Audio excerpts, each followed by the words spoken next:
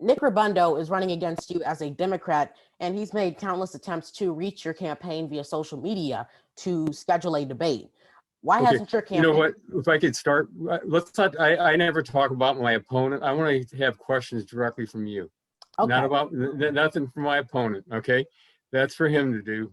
And I always say that I don't talk about my opponent. And you know, when you don't talk about your opponent, you don't get into these cat fights that we see so often. So I just want to hear questions from you. You've been serving Ohio's 5th district for almost 13 years. Why should voters reelect you again? Well, thanks very much, and I appreciate it. You know, it's really important because, you know, every election is important. This election is a very important year. I serve on the Energy and Commerce Committee, and we have a lot of issues before us there that affect us, especially with COVID.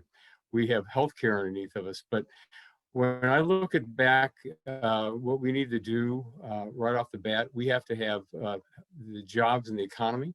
We have to get people back to work. Before the COVID hit, we had about a 3.5% unemployment rate in the United States.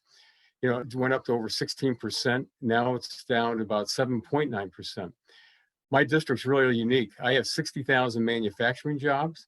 I also have the largest farm income producing district in the state of Ohio. So we want to make sure that, you know, people out there have jobs, that the farmers have markets for their, when they bring their crops in. We want to make sure that everyone out there has, you know, a great standard of living. And so what I've worked on through my years is to make sure that we bring jobs to Northwest, West Central Ohio, that we help farmers. But the number one thing I always tell folks is this: my number one job is working for my constituents. And if people have issues with Veterans Affairs, or if they have some issues with Social Security, Medicare, we work on all those issues for our constituents. We always want to make sure that we're putting them first, always. You've been accused of having special interest in the companies you're supposed to be regulating. How do you Okay, now respond is to those this now, allegations? okay? Okay, again, let's not talk about my opponent. I just want to hear questions from you, okay? Because I think that's important that you work on your questions. You know, I don't talk about my opponent, and so Well, let's not have him talk about me. this Okay? isn't really just something that your opponent has been asking you about, but some voters have been asking you about. How should voters be confident that you're going to be willing to serve them I'm without very proud companies? of the fact that we have a very broad donor base. You know, my opponent, let's talk about, if you want to talk about my opponent, ask him this question. Why is over 70% of the money he gets comes from outside of the district, or 90% out of the district here in Ohio, and over 70% comes from out of the state of Ohio. So, you know, you know, we make sure that we work hard, and but we want to make sure that when we always follow all the rules that the Federal Elections Commission has, and we always do that. So let's hear questions from you. What do you hope to accomplish if you get elected to another term? Well, first and foremost, again, we have to work on the jobs, the economy, making sure that the tax code remains very workable for people. Again, I voted for the tax bill that passed and got the economy moving. We want to make sure that on the regulatory side, the regulations are such that businesses can get out there and make sure that they can in this environment. We also want to make sure that on COVID, that we get a vaccine. Again, I serve on the Energy Commerce Committee. Dr. Fauci, when he testified before us a couple of months ago, said, you know what, we could have a vaccine as early as the fourth quarter of this year. So we have to make sure that our supply chain out there is secure. Well, one of the big deficiencies that we've seen with COVID is that we rely way much on foreign countries, especially China. And so we need to bring back our manufacturing, especially on our medicine and pharmaceuticals, back to the United States. And then finally, on broadband. I've been a leader in Congress on broadband, and what we want to make sure that we have out there on broadband is that we can have all the whole country covered. And so rural broadband is really important, because what we've seen happen is we had billions of dollars distributed to school districts across the country to make sure that students out there might have laptops and other devices that can do their homework in COVID when the schools are shut down. But if you don't have broadband, you can't do it. And so I've been working tirelessly over the last several years to make sure that we get broadband across the entire country, so that everything from education to telehealth to manufacturing to business, and also when you look at the precision agriculture that we have in our country.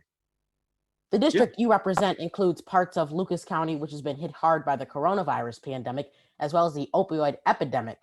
Are those that are affected by the opioid epidemic a priority to you? And are you supportive of the Affordable Care Act? Well, first, opioids have been a real horrible thing that's hit our country. We've had too many people become addicted to opioids. And I serve on the Energy and Commerce Committee. Our committee is the committee that brought forth the legislation. We had about 60 plus bills combined into HR 6 in the last Congress. One of my pieces of legislation was included in it, because what we've seen is that people get, they get addicted to an opioid, and then after a little while, if they can't get the opioid, they'll switch over to something like to heroin. What we have to, and all the different things that we've been working on out there, is that, we have to find other things to help people manage their pain. It could be better pain management. It could be non-opioids, but it's really important that folks get off of it, because again, we had over 70,000 people die about a year and a half ago because of opioids and drug overdoses in this country. So it's important that we do, and it's to get people off.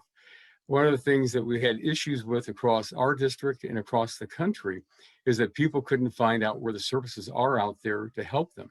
And so what I did, I wrote legislation called the Info Act, which is included in HR 6, which said that, look, we have to have a dashboard out there for people to be able to get out and find the information that they need. It could be information on treatment, but it could also be where the dollars are to help. So that's really important. I know in one of the meetings I had in my district, in one of my southwestern counties, that the hospital there had a kind of pretty innovative thing. They were telling people, look, you're going to have surgery. You're not going to feel great after you have the surgery, but so they start explaining it to people in advance that it's so important. So we want to make sure that people out there get the treatment, because again, we've also seen a rise out there during the COVID epidemic, with people out there having issues with different types of drugs. And one of the things that I also have legislation, that we have is for crisis help. So people can go to crisis centers like in Lucas County to get the help that they need. In fact, I had one of the FCC commissioners at that center to show them what they're doing. Because again, COVID's been a real horrible situation for a lot of people, and unfortunately, it's also brought on addiction again. So we want to make sure that we're helping people all across the board.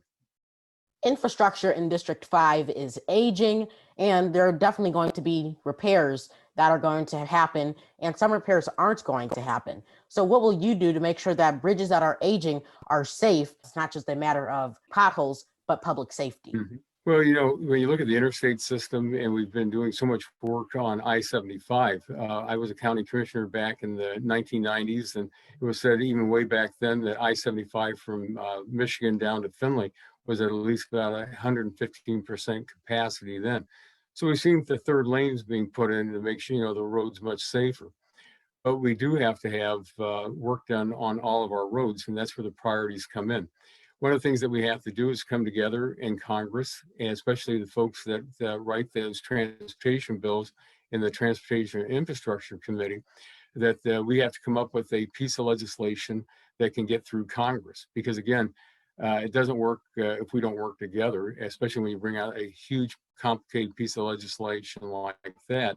Because you're also looking at a lot of different infrastructure, not just roads and bridges, but also you're looking at water lines, sewer lines, and everything else that people have to put along with it when they're working on these things. So we want to make sure that, especially especially on the transportation budget, that that the work's being done, and that we don't do what they a lot of times kick the can down the road, so we'll worry about in a few years. Because again, A standard overpass usually only lasts about 50 years, and it's going to have to be replaced.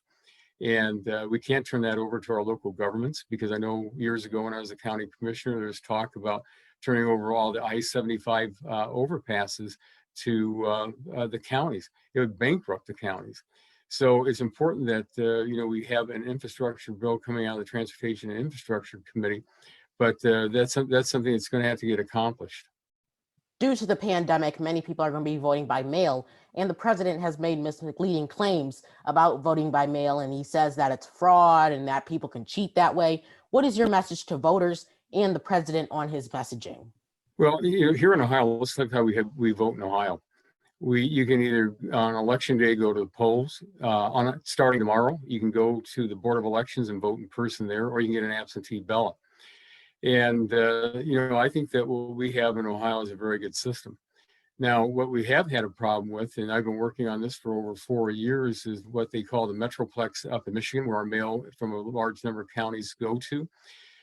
In 2010 and 2012, we saw centers being closed in Lima and then Toledo. Those were done during the Obama administration, and our mail was shipped up to the Metroplex. I've had complaints for years, but especially starting in 2016, I was getting calls from Board of Elections, especially one in particular that I know that we had over 1,000 absentee ballots that were not delivered because of the poor coverage that we're getting at Metroplex.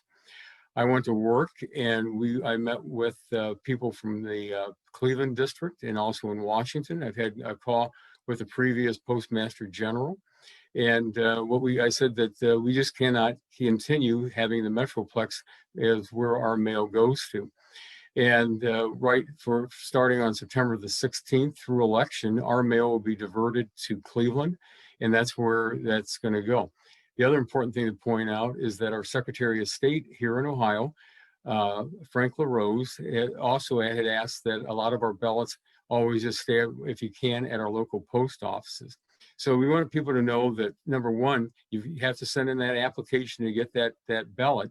Number two, that ballot has to be sent back to you. And number three, then you have to get it back to the Board of Elections.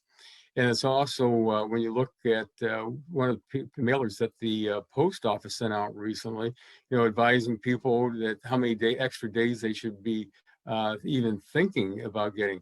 Now, I know that in talking with our Board of Elections from across the area, that we've had so many people ask for absentee ballots this time, mainly because of COVID. And so I know the last time I looked in Lucas County, about a week and a half ago, that 63,000 people had asked for absentee ballot being sent to them. Wood County is about 20,000. So we're going to have to make sure it's get to the voter, and that those ballots get back to the Board of Elections, so that we know that those votes are going to be counted. Finally, the president plans on nominating another Supreme Court justice to fill the late Justice Ruth Bader Ginsburg's seat. Do you support his plan, despite Republicans not allowing former President Obama's SCOTUS nominee to be given a hearing? Well, first, if you look at what the Constitution says under which is Article 2, Section 2, that the president has that authority to nominate to the Supreme Court. Article 3, Section 1 is the Supreme Court itself.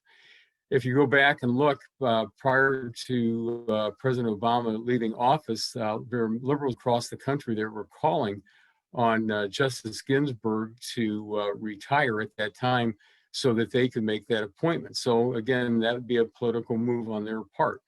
And so it's, the Constitution says that doesn't stipulate as to when it's supposed to occur, but how it's supposed to occur.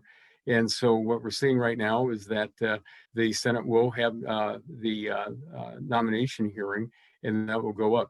I think it's also important to point out that unfortunately in the last two that President that President Trump nominated, when you look at Kavanaugh and Gorsuch, it's been a almost total party line vote on these nominees. It's no longer getting to the point as to an individual's qualifications. When Justice Ginsburg was appointed with President Clinton, they pretty much looked at, was she qualified to be a judge, and that was it. And her nomination went through 96-3. The two Trump, or as I said, it was about a 50-49 or 50-48 vote in the Senate, and it was very close with Gorsuch on his. There's around 60 plus votes for the two nominees that President Obama put forward. So, the Constitution doesn't put times on it. It just say how and who's supposed to do it. Congressman Bob Latta, thank you for your time. Hey, thanks very much. Have a wonderful day.